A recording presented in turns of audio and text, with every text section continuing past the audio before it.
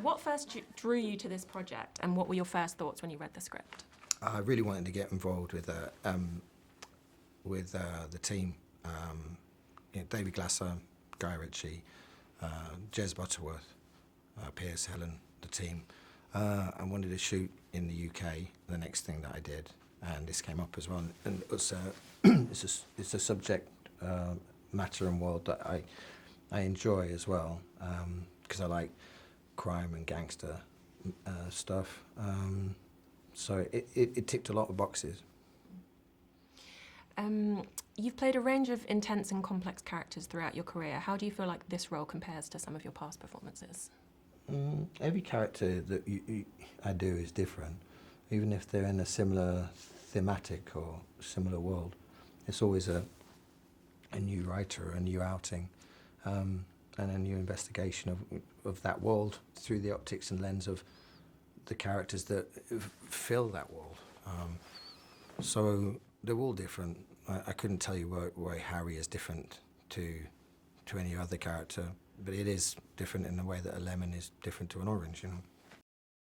What do you admire most about Guy Ritchie's version of London? Do I admire most about Guy Ritchie's version of London?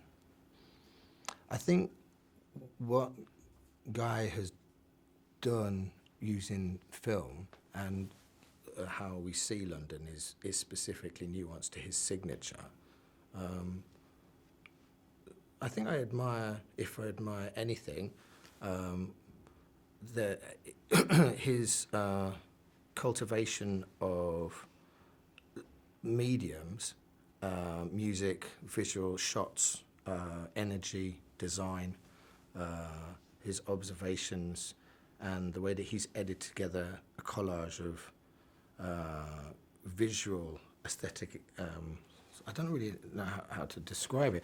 He has his, as a filmmaker, he has a very specific signature, and in that he's also, amongst other things, from obviously Aladdin, and you know, he started out with Lock, Stock, and Snatch, and he's synonymous with sort of a quintessential element of England, both old valued England, sort of heritage England, and street England, not in a Shane Meadows way, which is or Alan Clark, or a very different tone. He has created his own tone, and it is synonymous with a certain freshness, and it is synonymous with London through the lens of Guy Ritchie.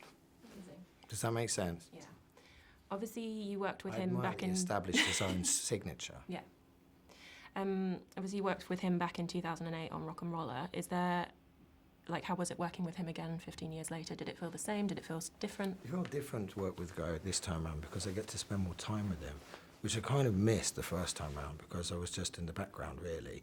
And I didn't feel like I had anything, I didn't really connect with him or get to work with him as much as, say, Gerard did as the lead, which is fine.